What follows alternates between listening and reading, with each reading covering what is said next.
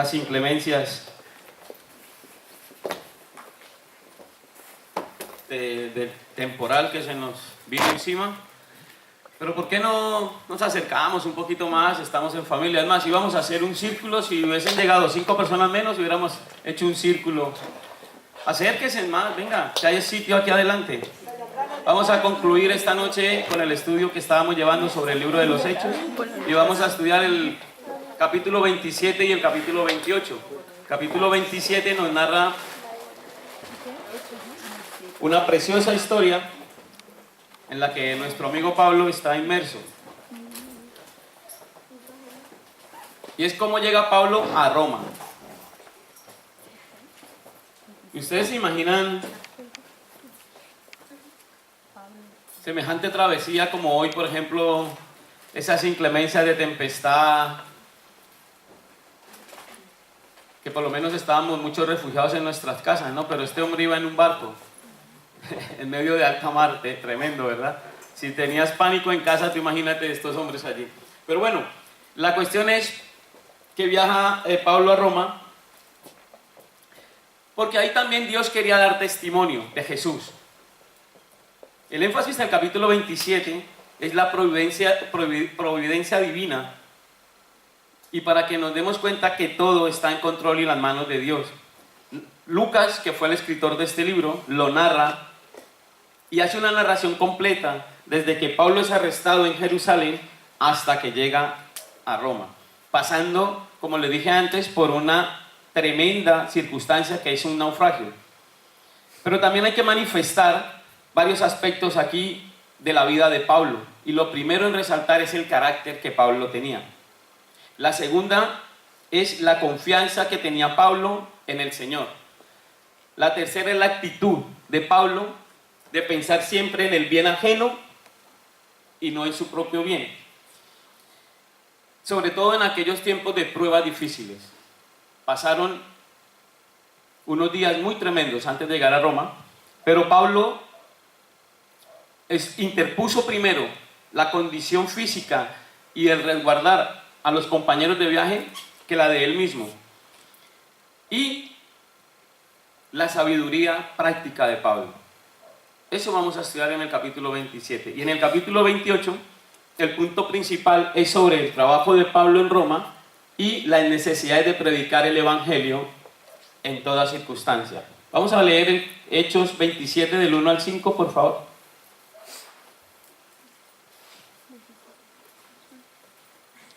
Cuando se decidió que tenga ese habíamos ahí resaltado, por favor, de navegar para Italia, entregaron a Pablo y algunos otros presos a un centurión llamado Julio, de la compañía Augusta. Y embarcándonos en una nave adramitena que iba a tocar los puertos de Asia, zarpamos, estando con nosotros Aristarco, macedonio de Tesalónica. Al otro día llegamos a Sidón, y Julio, tratando humanamente a Pablo, le permitió que fuese a los amigos para ser atendido por ellos.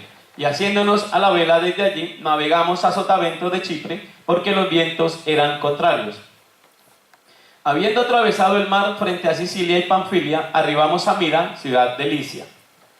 Vamos a ver ciertos aspectos en estos 5 versículos, y hoy yo voy a ir pasando de versículo en versículo sin leerlo, pero para que ustedes sigan la lectura. Allí lo van a poner, pero yo no lo voy a leer. Voy a ir narrando aquí lo que va a pasar y el acontecimiento en ese versículo. ¿Me han entendido, verdad? Vale.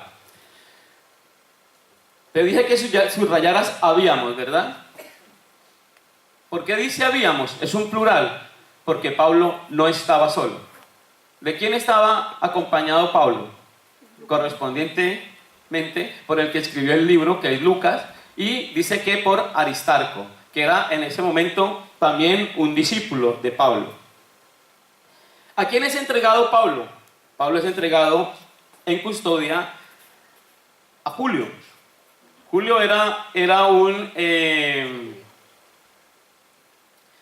soldado romano, que la misión de él, era de alto rango, ¿vale? No era cualquier soldado, era un centurión, era un centurión romano que le dieron la custodia de Pablito. ¿Ustedes se imaginan tener usted una eminencia de persona bajo su custodia. Tremendo, ¿verdad? No es fácil. Primero, que Pablo no era cualquier persona, era un ciudadano romano, era una persona que conocía la ley, ¿vale? Y además estaba acompañado por dos personas ilustres también. Pero tampoco estaban solos en el barco.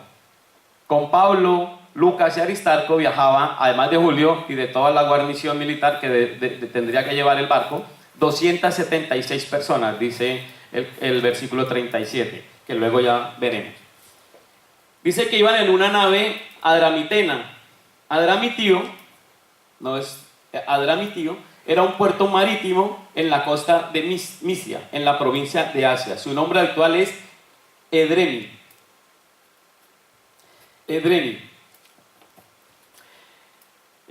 La embarcación que llevó a Julio y a Pablo de Cesarea a Malta, indudablemente se trataba de una nave originaria de ese lugar, de Adramitio. Ahora dice en el versículo 5 que qué acción tuvo este centurión hacia Pablo, y dice que lo trató humanamente. ¿Por qué lo trataría humanamente? Lo trató humanamente y manifestó su bondad y reconocimiento porque era de la ciudadanía romana. Y también quizás porque confiaba en Pablo, en que él era un hombre que justo. Por eso Julio, a pesar de ser un centurión y a pesar de llevar a Pablo cautivo a Roma para que lo juzgaran, él tuvo su trato humano, su trato de bondad, su trato de justicia hacia él, porque imaginó y sabía y estaba seguro de la inocencia de Pablo.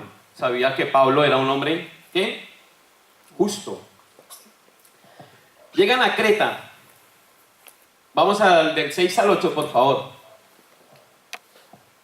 Y hallando allí el centurión una nave alejandrina que zarpaba para Italia, nos embarcó en ella. Y navegando muchos días despacio, llegaron a duras penas frente a Gimno, porque nos impedía el viento, navegamos a sotavento de Creta frente a Salmón. Y costeándola con dificultad, llegamos a un lugar que llaman Buenos Puertos, acerca del cual estaba la ciudad de Lasea. Salen de Creta, pasan por Mira, un puerto importante en la ruta de los barcos de grano que viajaban. Y allí sucede algo también inusual. Y era que a pesar de que llevaban un buen barco, ¿vale?, allí se encuentran con un barco que llevaba un cargamento de trigo y que iba para Italia. Venía de Alejandría, que era de Egipto, que era el abastecimiento de grano para Italia. Y allí el centurión decide cambiar de barco. Se ve que el barco en el que ellos viajaban en ese momento era más pequeño, les causaba más dificultad, o por cualquier situación, él decide cambiar y se van a un barco que se llama Alejandría.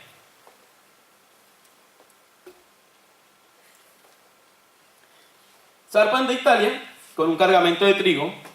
Se sabe que estos barcos eran enormes, por lo explicado anteriormente. Nos imaginamos que, me imagino que el barco en el que iban anteriormente, cuando inicialmente zarparon, era más pequeño. Ellos van de Italia, Gnido, Creta, Salmón, Buenos Puertos, y llegan a Lasea. Gino, ciudad libre de Caria, de la costa sureste de Asia Menor, y que se adentra unos 150 kilómetros en el mar. Aquí sucede algo muy importante. Capítulos 9 al 13. Como lo dije antes, lo van a poner allá, pero ustedes me van a seguir la lectura allá y yo lo voy a ir explicando aquí. Aquí Pablo les hace una gran advertencia a toda la tripulación y por consiguiente al centurión, que era el encargado de la custodia de Pablo, y es: no embarquemos. El tiempo en ese momento se dice que era más o menos septiembre, octubre, ¿vale? Y la navegación por aquel tiempo era 0 hasta marzo más o menos siguiente. ¿Por qué? Por las inclemencias, los temporales. Entonces ellos, Pablo les dice: no zarpemos, la navegación va a ser tremenda, o sea, incluso puede costar tanto la pérdida materiales, las pérdidas humanas, no zarpemos. Pero el centurión hace caso omiso a esto, a esta advertencia de Pablo, y él decide que zarparan. Tan pronto zarpan, salen a alta mar, ellos se dan cuenta que el tiempo era el que Pablo les había advertido. Estando ahí en Gino, la mar estaba tranquila, no había tanto viento, dijeron, el viento es favorable, salgamos. Una vez salen de ahí, se encuentran de lleno con una tempestad, los vientos huracanados y toda la historia que narra el libro de los Hechos. Y les dice Pablo, por no advertirme, ¿verdad? Ellos acababan de pasar el ayuno, se refiere a la celebración judía del día de la expiación. A fines de septiembre o principios de octubre, como lo he dicho antes, en esta área, entre noviembre y marzo, se suspendía totalmente la navegación. Y aún desde mediados de septiembre ya era muy peligrosa, aunque el centurión no quiso tomar en cuenta la advertencia de Pablo. Pensando que era más razonable escuchar, y era lógico, a los profesionales, ¿verdad?, que él llevaba en ese momento, que era el piloto del barco y el patrón de la nave. Pues el centurión, basado en esto, pasa la advertencia, pasa por alto la advertencia de Pablo.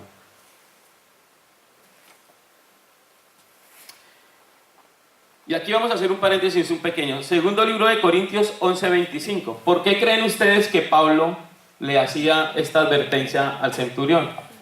3 veces he sido azoteado con varas y aún veces apedrado. 3 veces he padecido naufragio. Una noche y un día he estado como náufrago en alta mar. Porque Pablo ya sabía lo que era estar en naufragios. Pablo ya había estado en 3 naufragios. Y Pablo ya había estado en alta mar. Dice, he estado como náufrago en alta mar. Pablo ya sabía, en carnes propias ya había vivido esas etapas, que igual el centurión o el patrón del barco o el piloto del barco hasta ese momento no habían padecido.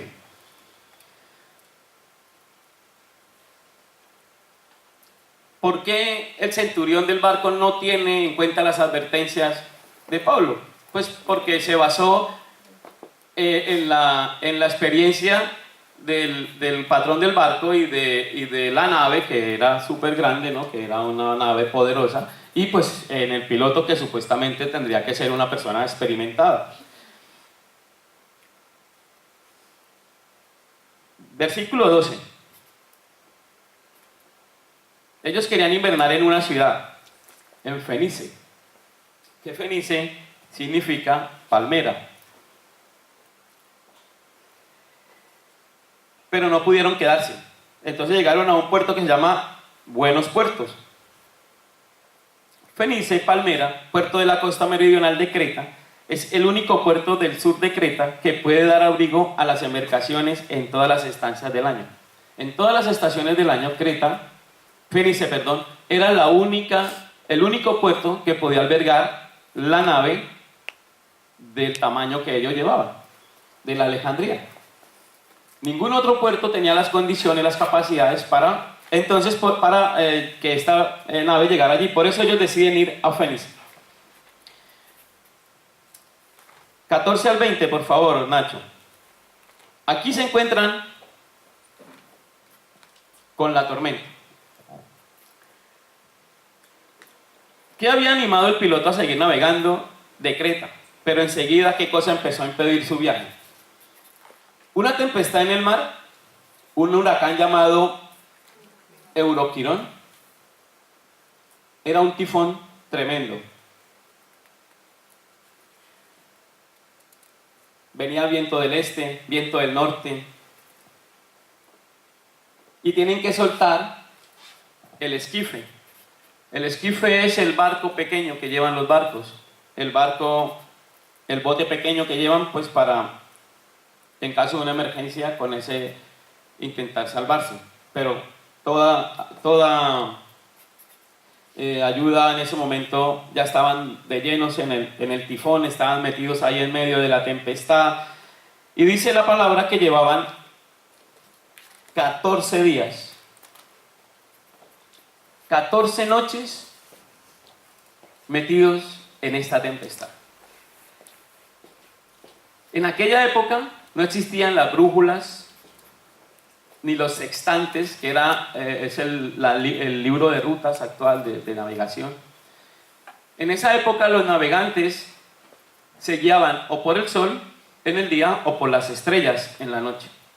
Era lo único que ellos decían, pues aquella estrella es tal, pues vamos a Creta, o vamos a Gidón, o vamos... No, eran las señales que tenían ellos en el cielo, o en el día, eso de noche, en el día, por la salida del sol o por donde se ocultaba el sol, ellos ubicaban más o menos en qué punto estaban y más o menos qué ruta tenían que tomar.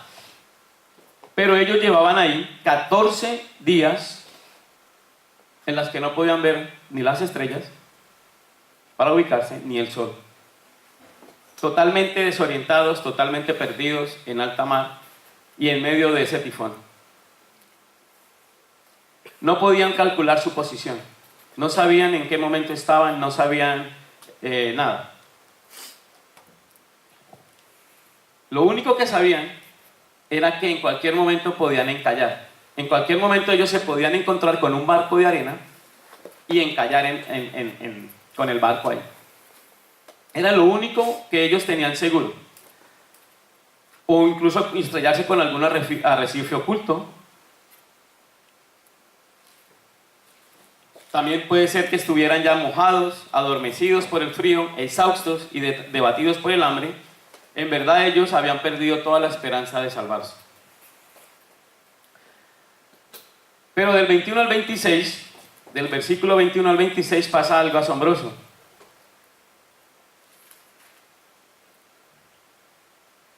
Pablo ya les había advertido de que si zarpaban, la iban a pasar mal. Pero Pablo les llama a tener buen ánimo y a que confiaran en Dios. Pablo les da esas tres. Les dijo, ustedes no me han querido escuchar. Yo les dije que le íbamos a pasar mal. Ustedes no me quisieron escuchar. Pero no se preocupen. Tengan buen ánimo. Y confiemos en Dios. Pasaron 14 días, como lo he dicho antes.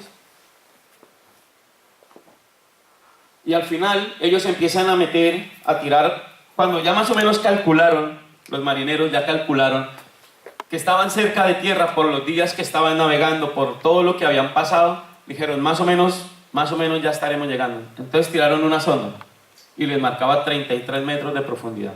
Siguieron un tiempo más, tiraron otra vez otra sonda y estaban a 20 y algo de metros de profundidad. Entonces dijeron, ya estamos llegando. Y deseaban, era de noche, que fuera de día. Cuando llegaron de día, ellos vieron a la distancia, como no era una playa, pero vieron algo de arena. No era una playa grande ni nada, pero vieron algo de arena.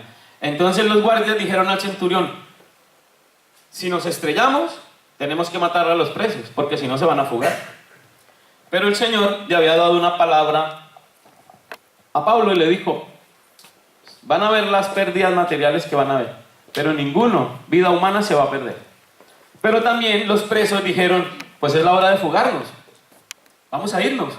Y Pablo les dijo, no, el Señor me ha revelado una cosa, y es que ninguno de ustedes va a morir, ninguno de 276 personas que somos en este barco, vamos a morir. Ya dije de las pérdidas materiales, no quisieron coger mi advertencia, yo les dije que no nos fuéramos, ya estamos aquí, ya no podemos hacer nada. Entonces Pablo les da la palabra de ánimo, les insta a creer en Dios. Y les insta a comer. Se ve que llevaban días sin comer, pero ellos llevaban trigo. Hicieron pan, comieron, pero la carga la tuvieron que tirar. Tiraron la carga, tiraron los aparejos, tiraron todo, y ellos se acercaron un poquito más. Se acercaron un poquito más a la playa, hasta que el barco, se estrelló con un banco que había de arena ahí, y el barco se parte en dos. Entonces Unos llegaron nadando, dice la palabra, otros llegaron metidos sobre palos, sobre algo que ellos intentaron salvar su vida, como fuera el que sabía nadar, pues nadó, pero el que no sabía nadar, porque hay mucha gente que no sabe nadar, pues intentaron salvarse como pudieron. Lo cierto es que la palabra dice que de los 272 personas, ninguno falleció. Y aquí vamos a aplicar 5 cosas. Confiar en Dios en toda circunstancia. Pablo pasó del complot de los judíos de matarlo en Jerusalén al peligro de muerte en un naufragio. Todo lo que Pablo debía mantener era la promesa de que testificaría del Señor en Roma, como lo había escrito antes en Hechos 23:11, donde el Señor le dijo: ya has hablado en Judea, ahora quiero que vayas y hables de Jesús en Roma.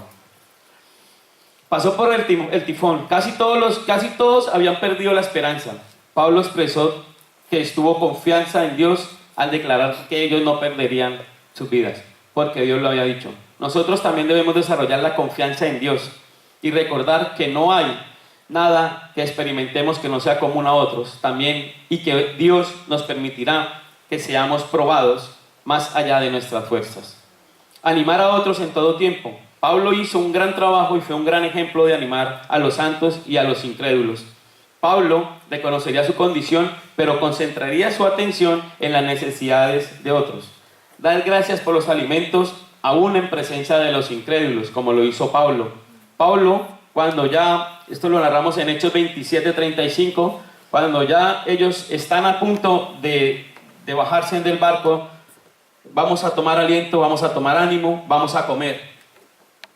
Y a pesar de que muchos se opusieron, él dio gracias en ese momento por los alimentos y los bendijo. Tomar en cuenta la sabiduría práctica, y todo está en el control de las manos de Dios. Diferentes elementos y situaciones trataron de impedir el propósito de que Pablo llegara a Roma.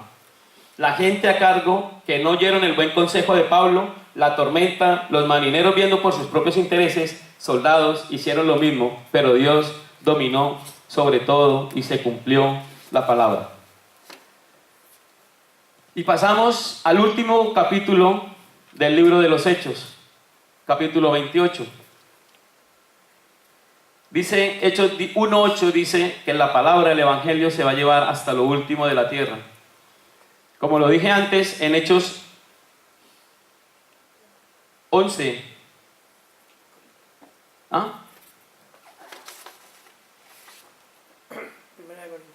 No, 23:11.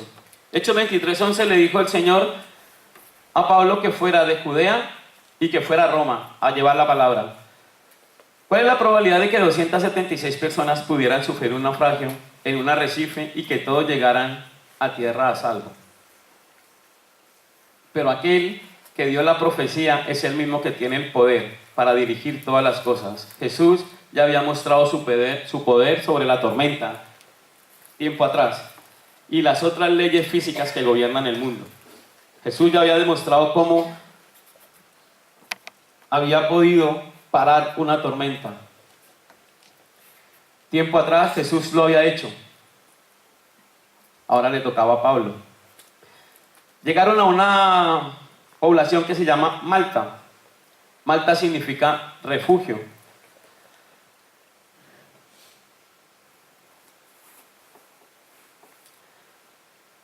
Y claro, ellos llegan allí después del naufragio y se encuentran con otro tipo de personas. No hablaban su idioma, totalmente diferente, pero dice la palabra que los atendieron con no muy poca humanidad. O sea, se desvivieron en ese momento. Enseguida empezaron a hacer fuego, a hacer una hoguera para que se calentaran, a cuidarlos. Y aquí suceden varias cosas. La primera cosa es que el mismo Pablo intentó ayudar a que ese fuego se avivara, a que esa llama saliera.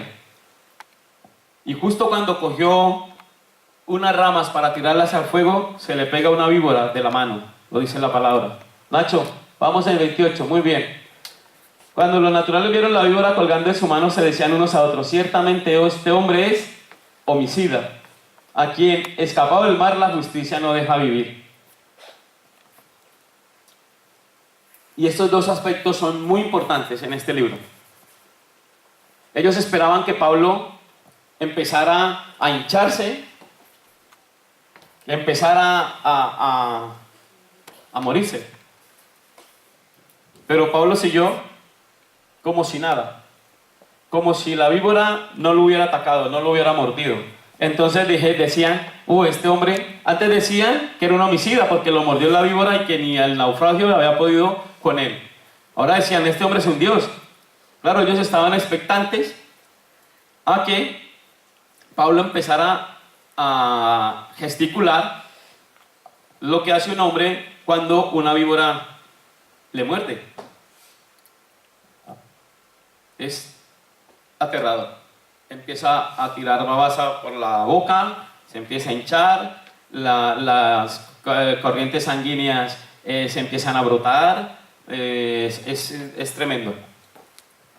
Lo hemos visto en películas, ¿o no? ¿No me han visto ustedes en una película cuando alguien lo muerde una víbora? Estuvieron en Malta 3 meses.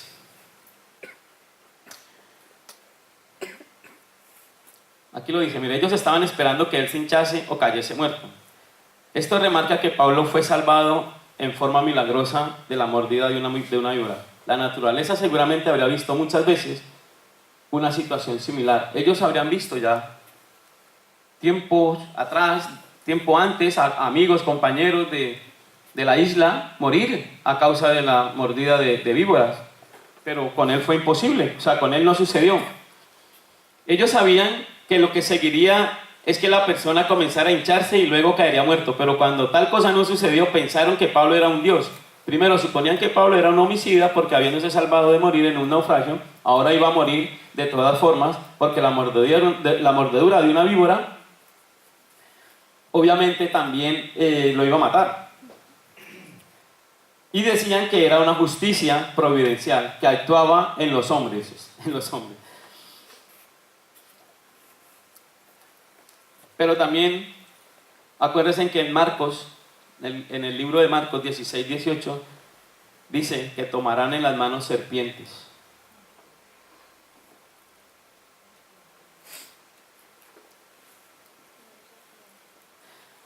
Oh, Señor, de verdad. Donde la idea no es de celebrar reuniones, donde tomar serpientes en las manos, ni sufrir daño, solo para impresionar a alguna audiencia, sino la protección prometida de parte de Cristo, y que en tal evento el suceso serviría de señal a los testigos de ello, de que Jesús estaba con sus apóstoles. Dejando la isla de Malta, después de 3 meses llegan a una isla que se llama Siracusa. Navegando por la costa de Italia pasaron por Refugio y luego a Puteoli. Allí se quedaron 7 días. Estoy por el versículo 7. Saliendo a recibir, dio gracias a Dios. En el versículo 15, 28-15, dice: de donde oyendo de nosotros los hermanos salieron a recibirnos hasta el foro del Apio y las 3 tabernas, y al verlos Pablo dio gracias a Dios y cobró aliento. Aquí se da Pablo cuenta de que se acaba de encontrar con unos hermanos en la fe, y eso le animó. Venía decaído, venía triste, dio gracias a Dios y dice la palabra que cobró aliento. Llegan a Roma, versículo 30 y 31, y se le permitió vivir con un soldado. Y Pablo permaneció 2 años en una casa alquilada. Cuando llegan a Roma, dice que Pablo ya había reunido con los hermanos en Cristo, así que la atención es puesta ahora en una reunión que Pablo convocó con los líderes judíos de Roma. Pablo quería que ellos entendieran la situación. Pablo explica su situación a los líderes de Roma y le cuenta por qué está preso y por qué de Judea lo envían a Roma para ser juzgado. Y ellos dicen: a nosotros aquí no nos ha llegado nada, ninguna carta que nos hable de ti, nadie nos ha dicho nada de ti, entonces nosotros no sabemos nada de ese asunto. Dice: bueno, ¿y entonces qué hacemos? Dice Pablo que él era la esperanza de Israel a los judíos. Dice, muchos parecen no entender esta locución, la esperanza de Israel, creyendo que era una esperanza solo para los judíos, de que algún día ellos recibirían el favor de Dios y nada más. Sin embargo, la frase la esperanza de Israel tiene una connotación mucho más amplia que el recibimiento dentro de la iglesia de los judíos, que están eventualmente endurecidos, ya que este mismo mensaje es predicado a los gentiles y no a judíos, de modo que la esperanza de Israel de algún modo afectaría a los gentiles de una manera positiva y beneficiosa. Hermanos, ustedes saben que los gentiles somos tú y yo. Y a eso venía Pablo a Roma, a traer el Evangelio, las buenas nuevas de Jesús y hablarnos de un reino de Dios.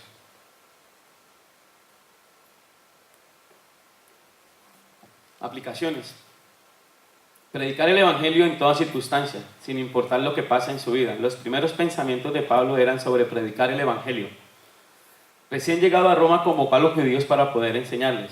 Y mientras estaba preso 2 años en Roma, recibía a todos y estaba continuamente predicando el reino de Dios y enseñando acerca de Jesucristo. Así, él practicaba lo que encargaría después. Nosotros también debemos predicar la palabra en todas las circunstancias y no dejar que nada nos impida hacer este trabajo, ni pensar que no es un buen tiempo o que no habrá gente que quiera oírla. La necesidad de estar junto a los hermanos, Pablo trata siempre de buscar y estar con los hermanos. Nos ponemos en pie en esta tarde, por favor. Vamos a terminar orando.